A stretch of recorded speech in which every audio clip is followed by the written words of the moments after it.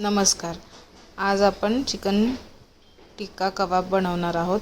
मला एक कमेंट आलं होतं की चिकन टिक्का कबाबची रेसिपी दाखवा. हे गोदरेजचं रिअल गुडचं चिकन घेणार आहोत आपण. याला धुवून पीसेस करून घेतलेले आहेत. आता याला आपण काळी मिरी, मीठ आणि लिंबू लावून थोड्या वेळ ठेवणार आहोत. सगळं छान चोळून घ्यायचं आहे आणि एक 15 मिनटं ह्याचं छान पाणी निघून द्यायचं आहे. याचं जे पाणी निघणार आहे ते आपण सगळं काढून टाकणार आहोत. एक्स्ट्रा पाणी असतं ते चिकनचं, ते सगळं आता आपण हे असं लावून ठेवल्यामुळे, लावून झाकून ठेवून 15 मिनटं ठेवलं की ते पाणी सगळं ह्यातलं निघून जाईल. ते आपण झाकून ठेवून देऊया आणि मॅरिनेशन तयार करून घेऊया. हे घट्ट दही घेतलेलं आहे. दह्याचं पाणी काढून थोड्या वेळ काढायला ठेवून घेतलेलं आहे. त्यामध्ये चिकन टिक्का मसाला एव्हरेस्टचा, लाल तिखट, हळद आणि धने जिरे पूड घातलेली आहे. थोडं तेल घातलेलं आहे आणि 1 चमचा भाजलेलं बेसन घातलेलं आहे. आणि आता हे चिकन आपलं पाणी छान निघालेलं आहे चिकनचं. आपण 15 मिनटं याला एक मॅरिनेशन करून ठेवलं होतं. आता त्याचं पाणी आपण काढून घेऊया. थोडं थोडं असं दाबून पाणी काढून घ्यायचं आणि सगळं पाणी यातलं आपण काढून घेतलं.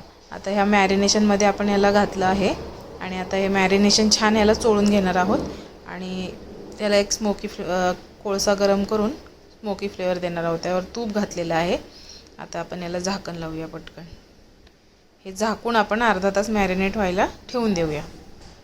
तर आता तयार झालेलं आहे आपलं हे मॅरिनेशन आणि हा आपण काढून घेऊया कोळशाची वाटी आणि याला चांगला स्मोकी फ्लेवर आलेला आहे. आता आपण पॅन गरम केलेलं आहे, त्यात तेल घातलेलं आहे. त्याच्यात हे सगळे पीसेस आपण चिकनचे ठेवून घेऊया. असे एक पीस वेगवेगळे करून टाकायचे आणि सगळे पीस टाकून आपण एका साईडनी 5 मिनटं हाय फ्लेमवरती भाजून घ्यायचे आणि मग पुन्हा पलटून 5 मिनटं हाय फ्लेमवरती भाजून घ्यायचे आणि थोड्या वेळ त्याला झाकण लावून बारीक फ्लेमवरती शिजवून घ्यायचं आपण. आता आपण याला सगळे पलटी करून घेऊया आणि थोड्या वेळ झाकण लावून शिजवून घेऊया. छान ज्युसी आणि टेंडर तयार होतात हे चिकन टिक्का कबाब आणि झटपट होतात आणि खायलाही खूप टेस्टी लागतात. तर आपण याला आता झाकण ठेवूया, झाकून ठेवून देऊया. 2-3 मिनटं आपण झाकून शिजवून घेणार आहोत.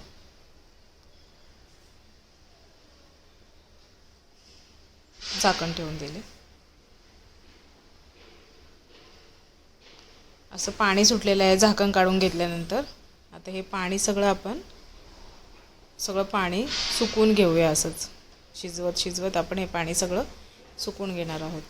परत एकदा पलटी करूया आपण याला आणि सगळं पाणी सुकेपर्यंत आपण त्याला शिजवून घेऊया.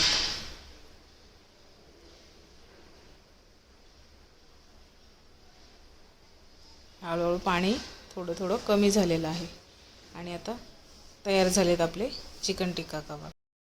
अशाच नवीन रेसिपी पाहण्यासाठी माझ्या चॅनलला सबस्क्राईब करा आणि जर तुम्हाला माझी रेसिपी ही आवडली असेल तर लाईक आणि शेअर करा. थँक्यू.